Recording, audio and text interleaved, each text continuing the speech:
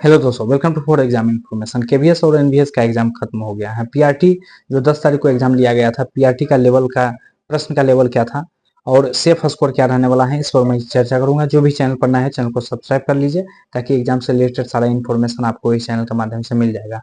PRT जो 10 तारीख को एग्जाम लिया गया था, पेपर का लेवल कैसा था? पेपर का लेवल आपका मॉडरेट प्रश्न पूछा गया था।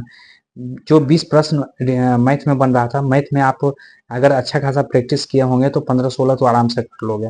मैथ में मैथ का लेवल मॉडरेट प्रश्न पूछा गया था। उसका फिर रीजनिंग भी मॉडरेट था।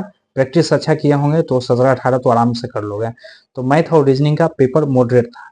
कंप्यूटर का प्रश्न इजी पूछा गया था क्योंकि इनपुट आउटपुट और पासवर्ड, साइबर क्राइम, ये सभी से प्रश्न बन रहा था। तो यानी कि आपका कंप्यूटर का प्रश्न इजी था।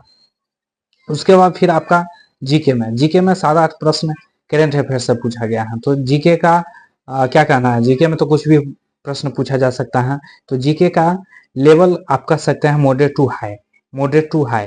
तो जीके के 4 सेक्शन हो गया। लैंग्वेज में आपका इंग्लिश और हिंदी था। इंग्लिश जिनका अच्छा था वो उनके लिए तो ठीक है, लेकिन जिनका इंग्लिश नहीं था वो भी आराम से आप 2-3 4-5 प्रश्न बना लोगे।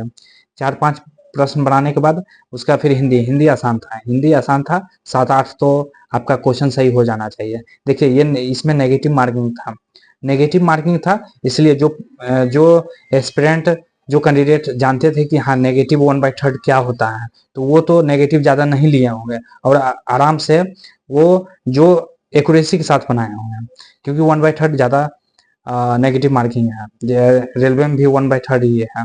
अगर आप ज़्यादा अटेम्प्ट करोगे तो आप नेगेटिव में भी मार्क्स जा सकता है।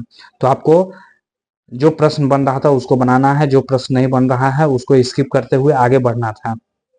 100 प्रश्न पूछा गया था जो कि 300 मार्क्स का था।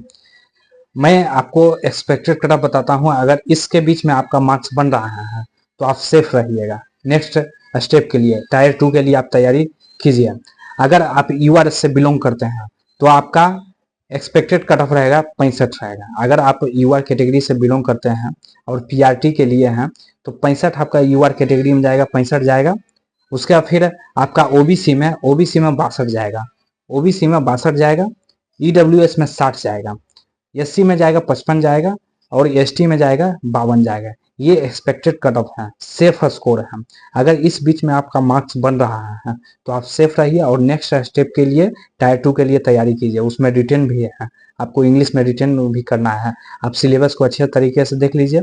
और बस यही है कि ज़्यादा इसमें कट ऑफ भी जाने का चांसेस नहीं है क्योंकि नेगेटिव मार्किंग है। आपको ये भी ध्यान रखना है कि इसमें नेगेटिव मार्किंग है, वो भी 1/3, इसलिए कट ऑफ कम जाने का चांसेस हैं। ये मेरा एक्सपेक्टेड कट ऑफ रहा है। इसमें आप 2 नंबर आगे पीछे कर सकते हैं, बस इतना ही रहेगा। और बस छोटा सा इन्फॉर्मेशन है। जो भी चैनल पर नया है चैनल को सब्सक्राइब कर लीजिए ताकि एग्जाम से रिलेटेड सारा इन्फॉर्मेशन आपको इस चैनल के माध्यम से मिल जाएगा। धन्यवाद।